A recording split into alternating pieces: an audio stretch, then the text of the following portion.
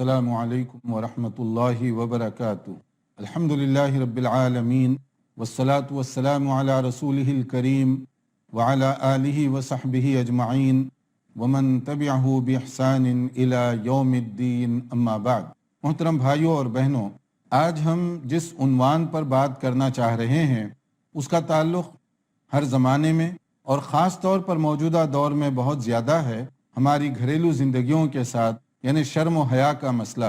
शर्म और हया ये इंसान का जेवर है। शर्म व हया के बग़ैर न हमारे अखलाक सलामत, न हमारी सीरत बेहतर रह सकती है। अगर हम ये चाहते हैं कि अपने अखलाक और अपने समाज दोनों को बेहतर बनाएं तो उसके लिए शर्म व हया का पैकर बनना होगा। हमारे यहाँ ये गलतफहमी पाई जाती है कि शर्म व हया का ताल्लुक़ सिर्फ ख़वातीन के साथ है। मर्दों के लिए आज़ादी है, जिस तरह से चाहें जाएं और जो चाहें करें। उनके लिए शर्म व हया का लफ्ज़ इस्तेमाल आम तौर पर नहीं किया जाता। ये बात दुरुस्त नहीं है। हया और शर्म, इसकी दोनों को ज़रूरत है, मर्द को भी और औरत को भी। दोनों चूँकि मुआशरे का, समाज का हिस्सा हैं। अगर दोनों इसकी अजमत को न समझें तो उसकी वजह से जो नुकसानात होते हैं वो दोनों को भुगतना पड़ेगा। सबसे बड़ी मिसाल खुद रसूल अकरम सल्लल्लाहु अलैहि वसल्लम की है। आपसे बढ़कर आला, मुक़द्दस, मुहतरम इंसानों में ना कोई आया है और ना क़यामत तक आ सकता है। आपका मुकाम बहुत ऊंचा, आपका रुतबा बड़ा आला, मगर शर्म व हया के आप कैसे पैकर थे। एक सही हदीस है बुखारी शरीफ की जिसमें बताया गया, काना रसूलुल्लाह सल्लल्लाहु अलैहि वसल्लम अशद्दु हयाअन मिनल अज़राइ फी खिदरिहा, यानी नबी करीम सल्लल्लाहु अलैहि वसल्लम बहुत ज़्यादा हया और शर्म का पैकर थे। हत्ता कि जैसे एक नौजवान लड़की शर्म व हया करती है, उससे कहीं ज़्यादा नबी करीम सल्लल्लाहु अलैहि वसल्लम का मुकाम था। नबी सल्लल्लाहु अलैहि वसल्लम की ये सिफत थी। तो इससे ये गलतफहमी दूर हो जानी चाहिए कि शर्म की ज़रूरत, हया की ज़रूरत ये सिर्फ ख़वातीन को है और मर्द इससे बरी कर दिए गए, ऐसे नहीं है। कुरान करीम में सूरह नहल की जो आयत 90 और 91 जो आम तौर पर खुतबा जुमा के मौके पर दोहराई जाती है, कभी आपने उस पर गौर भी किया?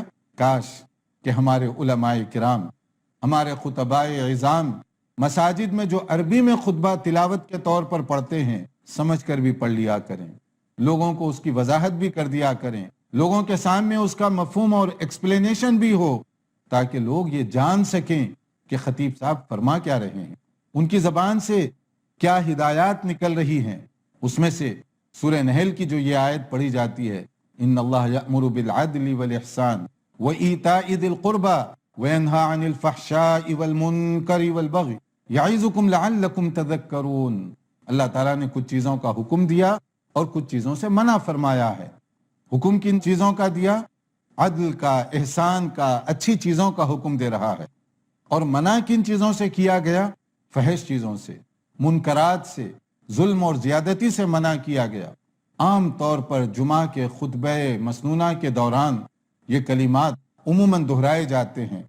कुरान करीम की यह आयत पढ़ी जाती है, काश हम उसको समझते भी और उस पर अमल भी करने की कोशिश करते कि इस आयत में ये रिमाइंडर है, ये तज़कीर है, ताकि हर जुमा हम अपने सबक का इआदा कर सकें।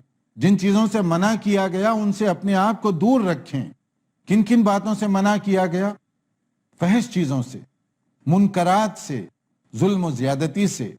फहश काम जो शर्म व हया के मुखालिफ है, उसकी ज़िद है। ऐसी बुराई, ऐसी गलतियाँ, ऐसी बेहूदगियाँ जो आप सरेआम अंजाम देते हैं। शरीयत ने दोनों किस्म के गुनाहों से रोका है। एक वो है जो आप इनफरादी तौर पर पर्सनल अपनी ज़िंदगी में कर रहे हैं, उससे भी मना किया गया। और दूसरी वो गलती है जो आप लोगों के सामने कर रहे हैं, उससे भी मना किया गया। दोनों किस्म की गलतियों से हमें बचने की तालीम दी गई। लेकिन इनफरादी जो गलती है उसका ताल्लुक़ मेरी ज़ात के साथ, उसकी जज़ा सज़ा, उसका इक़ाब, जो भी मुआमला होगा वो मेरी ज़ात की हद तक होगा। मगर जो इज्तिमाई मसाइल हैं उसका ताल्लुक़ सिर्फ मेरी ज़ात से नहीं है, बल्कि मैं अपनी इस गलत हरकत से दूसरों को भी नुकसान पहुंचा रहा हूं, या मेरी ये गलती दूसरों की तबाही का सबब बन रही है। मुआशरती बिगाड़, मुआशरे की खराबी, इससे भी हमें روکا گیا. اس سے بھی ایک مومن کو پرہیز کرنا چاہیے. اور اگر کسی معاشرے میں گناہ اتنا بڑھ جائے کہ لوگ سرے عام اس کو انجام دینے لگیں تو سمجھیے کہ اس معاشرے سے خیر کا پہلو ختم ہو چکا ہے. یعنی آدمی گناہ کرے اور ڈھٹائی کے ساتھ، غلطی کرے اور لوگوں کے سامنے، اور برائی کا کام کرے اور لوگوں کو دکھا کر کرے، تو اس کا مطلب شرم و حیا کا جو آخری درجہ ہے وہ بھی ختم ہو چکا ہے. اور جس معاشرے کے اندر شرم و حیا ختم ہو جائے آخری درجے کی، جیسے حدیث میں کہا گیا، صحیح بخاری کے الفاظ ہیں، اذا لم تستحی فاصنع ما شئت، جب شرم و حیا نکل جائے تو پھر تم جو چاہے کرو. کیونکہ اس کا مطلب ہے کہ آدمی اس درجے نیچے گر چکا ہے، اخلاقی گراوٹ کا اتنا زیادہ شکار ہو چکا ہے کہ اب اسے کوئی چیز سنبھالا نہیں دے سکتی. وہ یہ محسوس نہیں کر رہا ہے کہ میں کیا غلط کر رہا ہوں. اسی لیے اسلام میں حیا کو بہت مقام دیا گیا، اتنا مقام دیا گیا کہ انبیاء کرام ان کی یہ سنت رہی ہے. سنن انبیاء علیہم الصلاۃ والسلام، حیا اور شرم کو الحیاء سنن الانبیاء، کہ حیا، شرم، پاکیزگی، یہ ساری چیزیں کیا ہیں؟ یہ انبیاء کرام کا طریقہ ہے. یہ صرف ہمارے نبی صلی اللہ علیہ وآلہ وسلم آپ کی سنت نہیں، بلکہ یہ تمام انبیاء کرام کا طریقہ رہا ہے. اور جیسے صحیح بخاری اور مسلم میں بتایا گیا، الایمان بضع وستون شعبہ، ایمان کی مختلف شاخیں ہیں، اس کی مختلف برانچز ہیں. جیسے صحیح حدیث میں کہا گیا 60 سے زیادہ اس کی شاخیں، مختلف قسم کی چیزیں ایمان کی شاخوں میں شمار کی گئیں. اور سب سے اونچی جو شاخ ہے وہ کون سی ہے؟ لا الہ الا اللہ کا اعلان اور اقرار. یہ ایمان کی سب سے اعلیٰ کسوٹی ہے. اور اسی طرح سے الحیاء شعبۃ من الایمان، حیا، شرم، یہ بھی ایمان کا ایک حصہ ہے. حیا اور شرم کو ایمان کا ایک حصہ کیوں قرار دیا جا رہا ہے؟ اس لیے کہ اس کے بغیر معاشرہ سارے کا سارا خراب، معاشرہ سارے کا سارا تباہ اور برباد ہو سکتا ہے. اسی لیے اس سے ہمیں بچنے کا حکم دیا گیا. خیر کے زمانے میں کس طریقے سے لوگ حیا اور شرم کی حفاظت کیا کرتے تھے. ایسے کام جو بے حیائی کے ہوں، فحش اور منکرات ہوں، اس کو اول تو انجام دینے سے کتراتے، اور کبھی نفس کے تقاضوں سے کوئی برائی ہو بھی جائے تو چھپ چھپا کر ہوتی تھی. مگر اب ان برائیوں کے ساتھ وہ جو تصور ہے گناہ کا، وہ فیلنگ گناہ کی، وہ ختم ہو چکی ہے. اور آدمی ڈٹائی کے ساتھ لوگوں کے سامنے سرے عام گناہ کر بھی رہا ہے، فحش اور منکرات میں ملوث بھی ہے، اور دوسروں کو اس کی طرف دعوت بھی دے رہا ہے. آج آپ نے دیکھا ہمارے بہت سارے ٹی وی چینلز کیا منظر پیش کر رہے ہیں. کیا آپ اپنے بیٹے اور بیٹیوں کے ساتھ بیٹھ کر، کیا کوئی شخص اپنے بھائی اور بہنوں کے ساتھ بیٹھ کر، کیا کوئی شخص ماں باپ کے ساتھ بیٹھ کر وہ مناظر دیکھ سکتا ہے؟ یہ بے حیائی کے مناظر ہمارے اپنے گھروں میں عام ہوتے چلے جا رہے ہیں. اور جب اس طرح کے مناظر گھروں میں دیکھیں گے ہم ٹی وی کے ذریعے سے، تو کیا اپنی اولاد پر اس کا کوئی اثر نہیں ہوگا؟ اگر کوئی یہ سمجھتا ہے کہ میں جیسے چاہے فلمیں دیکھتا رہوں اور بچوں پر اس کا اثر نہیں ہوگا، تو اس کا معنی یہ ہے کہ وہ احمقوں کی جنت میں زندگی گزار رہا ہے. ایسے نہیں ہوتا کہ آپ گھر کے اندر برائی کے بیج بوئیں اور پھل کاٹیں اچھے لذیذ پھل کے. ایسے نہیں ہوتا. اچھے اور عمدہ پھل کاٹنے کے لیے عمدہ بیج تلاش کرنے کی ضرورت ہوتی ہے. آپ سڑک پہ چلے جائیے، بے حیائی کتنی عام ہے. کتنے آپ کو پوسٹرز دکھائی دیں گے، مختلف ایڈورٹائزمنٹ دکھائی دیں گے، جن میں سے بعض کا تعلق بزنس سے ہے، کسی کا تعلق کسی اور شعبے کے ساتھ ہے، لیکن ایک سے زیادہ دوسرا بڑھ کر دعوت گناہ دے رہا ہے. شرم و حیا سے عاری یہ پوسٹرز ہمیں کیا بتا رہے ہیں؟ کہ انسانی سماج اتنی نچلی سطح پر گر چکا ہے کہ وہاں یہ چیزیں اب ایک کلچر کا حصہ بن گئی. حالانکہ اس کا تعلق کسی زمانے میں مذہب اور دین کے ساتھ بھی نہیں تھا. بہت ساری غیر مسلم خواتین جب لباس پہنتی تو وہ ساتر لباس پہننے کی کوشش کرتی، یعنی سارا جسم ان کا ڈھک جاتا. اور اگر باقاعدہ حجاب نہ بھی کرتی، برقع اور پردہ، لیکن کم سے کم اپنا آنچل، اپنا دوپٹہ، اپنی اوڑھنی اس طریقے سے ڈھانکا کرتی تھی کہ زیادہ سے زیادہ حصہ کور ہو سکے. اور اب صورتحال یہ ہے کہ وہی لوگ کوشش کرتے ہیں کہ زیادہ سے زیادہ حصہ اب دکھائی دے، اوپن ہو. اس کا مطلب کیا ہوا جیسے نبی کریم صلی اللہ علیہ وسلم نے فرمایا تھا کہ جب تم حیا اور شرم کو چھوڑ دو تو جو چاہے تم کر سکتے ہو، اور وہی چیزیں آج ہو رہی ہیں۔ پڑھیے قرآن کریم، اس میں ہماری کیا رہنمائی کی گئی۔ سورہ قصص، اس میں مختلف انبیاء کرام کے کچھ واقعات بیان کیے گئے، خاص طور پر حضرت موسیٰ علیہ السلام کا تذکرہ۔ موسیٰ علیہ السلام کے ذکر کے کئی انداز ہیں، ان میں سے ایک جو سورہ قصص میں بتایا گیا، جب حضرت موسیٰ علیہ السلام مصر سے بھاگ کر بچ بچا کر مدین پہنچے، مدین پہنچنے کے بعد وہاں جب وہ گئے تو دیکھا کہ دو لڑکیاں اپنی مویشیوں کو دور ہٹا رہی ہیں۔ از راہ ہمدردی کے وہ گئے، ان کی ہیلپ کی، اور ان کی جو مویشی جانور تھے ان کو پانی پلایا، اور ایک درخت کے نیچے اللہ سے دعا کرتے ہوئے لیٹ گئے۔ ان میں سے پھر ایک لڑکی واپس آئی، لیکن اس میں جو غور طلب پہلو ہے سورہ قصص کا، اس میں ایک نقطہ ہے۔ قرآن کریم پڑھیے تو ذرا غور بھی کر کے پڑھیے تاکہ ہمارے دل کی دریچے کھل جائیں، ہم ذرا آنکھیں کھول کر دیکھیں قرآن کریم ان واقعات کو کیسے پیش کر رہا ہے۔ یہ کوئی انٹرٹینمنٹ اور تفریحی واقعات نہیں ہیں، یہ صرف دلچسپی کی داستانیں نہیں ہیں، بلکہ اس کے اندر عبرت ہے، سبق ہے، میرے لیے، آپ کے لیے، ساری دنیا کے لیے، اور کب تک؟ رہتی دنیا تک، قیامت تک کے لیے، کیونکہ قرآن کریم قیامت تک کے لیے رہنے کے لیے آیا ہے۔ اس کے واقعات سے عبرت قیامت تک کے لوگوں کے لیے ہے، میرے لیے بھی اس میں عبرت، آپ کے لیے بھی اس میں عبرت ہے۔ تو وہ ایک لڑکی آئی، فجاءته احداهما تمشي على استحياء، جو اہم بات بتائی گئی کہ وہ ایک لڑکی آئی، اور آنے کے بعد کیا کہا وہ بعد میں ہے، لیکن کس طریقے سے آئی اس کو نوٹ کیا گیا یہاں پر۔ الاستحیاء، شرم و حیا کے ساتھ وہ ان کے سامنے پیش ہوئی، اور آ کر اس نے ابا جان نے جو خواہش کی ہے اس کا تذکرہ کیا، جس کا ہم ایک مختصر وقفے کے بعد انشاءاللہ تعالی ذکر کریں گے۔ دیکھتے رہیے پروگرام، تھوڑی دیر بعد حاضر ہوتے ہیں۔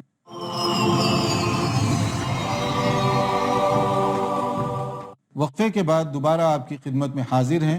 ہم ذکر کر رہے تھے سورہ قصص کا ایک حصہ، جس میں حضرت موسیٰ علیہ السلام نے وہ لڑکیوں کے جو مویشی ہیں انہیں پانی پلایا، اور پھر اس کے بعد ایک لڑکی آئی، اور وہ کس طریقے سے آئی جس کو سورہ قصص میں بیان کیا گیا۔ فجاءته احداهما تمشي على استحياء قالت ان ابی یدعوک لیجزیک اجر ما سقیت لنا۔ ایک بیٹی آئی بڑی شرم و حیا کے ساتھ، اور اس نے کہا کہ ہمارے ابا جان آپ کو بلا رہے ہیں تاکہ آپ نے جو کچھ ہمارے ساتھ خدمت کی ہے جانوروں کو پانی پلانے کی، اس کا آپ کو کوئی صلہ دے سکیں۔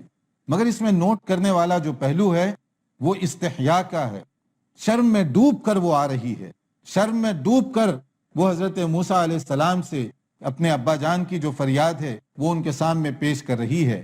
تو یہ استحیاء، یہ حیا، یہ شرم، یہ معاشرے کا ایک حصہ تھا، اور یہ آج کا واقعہ نہیں، یہ رسول اکرم صلی اللہ علیہ وسلم کی بعثت کے بعد کا واقعہ نہیں، یہ حضرت موسیٰ علیہ السلام کے زمانے کا واقعہ ہے، جو ہمارے نبی صلی اللہ علیہ وسلم سے بہت پہلے کا واقعہ ہے۔ تو اس واقعے میں چند اہم پہلو ہیں غور کرنے والے۔ ایک تو یہ ہے کہ اگر عورتیں کبھی اجنبی مرد کے ساتھ بات کرتی تو کس طریقے سے شرم و حیا کے ساتھ بات کرتی، یہ پوائنٹ اس میں نوٹ کرنے کا ہے۔ دوسرا یہ کہ اجنبی آدمی کے ساتھ ایک اجنبی عورت کا ملنا کس طریقے سے اس زمانے میں بھی معیوب سمجھا جاتا تھا۔ تیسرا یہ کہ بیٹیوں کا کام کاج کے لیے نکلنا بلا ضرورت اس زمانے میں بھی کیسے معیوب سمجھا جاتا تھا۔ اس لیے ان بیٹیوں نے موسیٰ علیہ السلام کو سب سے پہلے یہی کہا تھا، وَأَبُونَا شَيْخٌ کبیر، کہ ہمارے ابا جان یہ بہت بزرگ اور بوڑھے ہیں، وہ یہ کام نہیں کر سکتے، اس لیے ہمیں یہ کام کرنا پڑ رہا ہے۔ تو اس واقعے کے اندر کئی پہلو ہیں جن پر ہم غور کریں تو بہت ساری چیزیں اس کے اندر سمجھنے کے لیے نکل سکتی ہیں۔ تو رسول اکرم صلی اللہ علیہ وسلم نے بھی انہی چیزوں کو باقی رکھا، انہی چیزوں کو آگے بھی جاری رکھا۔ اس لیے آپ دیکھیے کہ شرم، حیا، اس کو کس کس طریقے سے اور کن کن موقعوں پر ذکر کیا گیا۔ حیا یہ معاشرے کا زیور ہے، یہ معاشرے کی ترقی کے لیے بہت ہی ضروری چیز ہے۔ اسی لیے بخاری اور مسلم میں ایک بات بتائی گئی کہ شادی بیاہ کے مسئلے میں بھی لڑکیوں سے بات کر لیا کرو، مشورہ کر لیا کرو کہ جہاں تم رشتہ دے رہے ہو بچی بھی اس سے راضی ہے، بچی بھی اس کو پسند کرتی ہے یا نہیں ہے۔ تو حضرت عائشہ رضی اللہ تعالیٰ عنہ، خیر کا زمانہ تھا، حضرت عائشہ کو بڑا تعجب ہوا انہوں نے فوری پوچھا کہ اللہ کے نبی صلی اللہ علیہ وسلم، جو باقرہ لڑکی ہے، جو مطلقہ یا بیوہ نہیں، پہلی شادی ہو رہی ہو، تو وہ تو بہت شرم آئے گی، وہ کیسے اپنے ابا سے یہ کہے گی کہ ہاں ہمیں یہ رشتہ منظور ہے یا نہیں ہے؟ اس لیے کہا کہ ان البکر تستحی، کہ باقرہ جو لڑکیاں ہیں وہ تو حیا کریں گی، وہ جواب کیسے دے سکیں گی؟ تو نبی صلی اللہ علیہ وسلم نے کیا فرمایا؟ قال رضاها سمتها، کہ اس کی رضامندی کی علامت ہے کہ وہ خاموشی اختیار کر لے۔ اگر وہ لڑکی کے سامنے بات ہو رہی ہے اور وہ آبجیکشن نہ کرے، اعتراض نہ کرے، تو اس کا مطلب ہے کہ وہ راضی ہے، اتنی ہی بات اس کے سامنے کافی ہے۔ ہاں البتہ اگر کوئی بیوہ ہے، مطلقہ ہے، تو اس کے ساتھ تو باقاعدہ ڈسکس کی جائے گی، اس کے ساتھ تو باقاعدہ مشورہ لیا جائے گا۔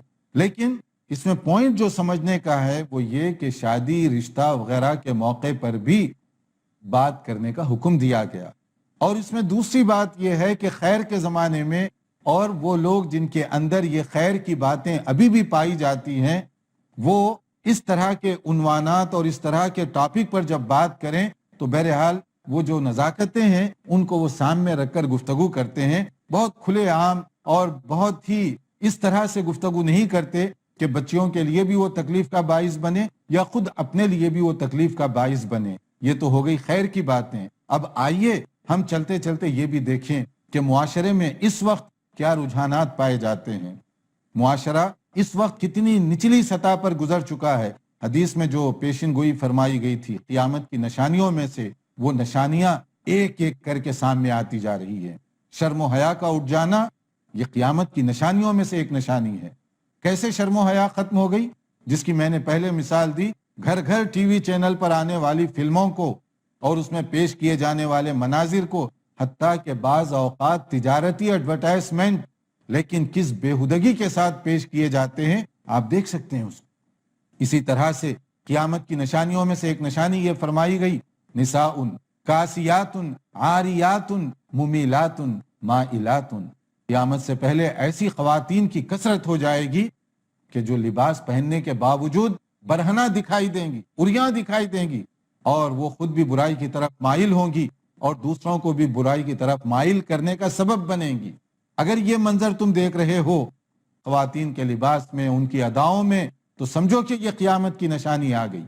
آج آپ چلے جائیے کسی شہر میں، کسی ملک میں آپ چلے جائیے، الا ماشاء اللہ عام طور پر آپ کو اس طرح کے مناظر عام دکھائی دیں گے کہ بعض اوقات ایسا لباس، وہ لباس خود ایک اٹریکشن کا ذریعہ بن رہا ہے اور ان کی ادائیں اس پر متضاد، اور پھر وہ خود برائی کی طرف ملوث اور برائی کی طرف دعوت دینے والی بن کر وہ باہر نکل رہی ہیں۔ شرم گئی، حیا اور عفت، عصمت، اس کا جو تصور اسلام نے پیش کیا، وہ ساری چیزیں دھیرے دھیرے کس طریقے سے کمزور ہوتی چلی جا رہی ہیں۔ آج بہت سارے خواتین کے لباس اور باہر نکلنے کے ان کے جو ادائیں اور انداز ہے، اس کے ذریعے سے آپ اس حدیث کو چیک کر کے دیکھ لیں۔